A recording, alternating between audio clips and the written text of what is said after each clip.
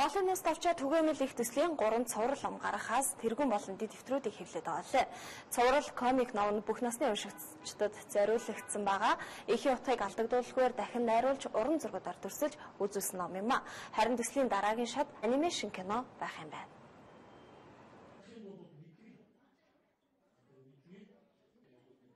2008 оноос эхэлсэн түгээмэл их төсөл Монголын нууц давчаа комик хэлбэрээр 3 дэвтэр болгон хэвлэхэм.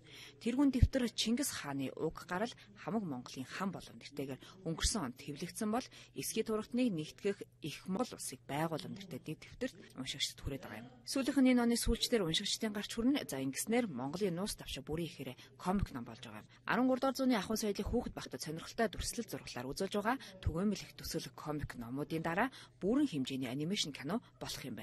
Нэг дэлхийн хэмжээнд хүнд үзүүлэх нэг сайхан кинотой болчих юмсан гэдэг. Үнэхээр бид нар чинь төг соёлоороо бахархаад байдаг.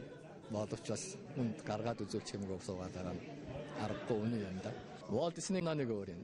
Aardman гэдэг одоо бид бүгдээрээ мэднэ те. Shaun the Sheep нөгөө Wallace and Gromit гэдэг хүүхдэнүүд хийдэг. Тэднийх бол бас өөр юм гэсэн өөр сонцлогтой. Тэгэхээр бид нар бол яг л тийм Монгол онцлогтой, Монгол өмд төрхтэй ерөөсөө нэг тийм сайхан 100% хөдөлж ярьсан ч Монгол. Тийм анимашн кино их зорилготой. Монголын нууц давчаа түгээмэл их төслийн комик номын зураачаар Батцингэл редактор буян жаргалаар ажилласан байна. Удахгүй төрөх анимашн киноны дууг ч гэсэн сонгосон байна. Миний ах бол Эрдэнэцэнгийн Батэрдэн гэж хөгжмийн зохиолч хүн байсан. Ах маань маш их хөгжим бичиж үлдээсэн. Маш сайхан монгол хөгжмөд бий. Тэр хөгжим маань энэ анимашн киноны маань хөгжим ерөөсөө болох юм.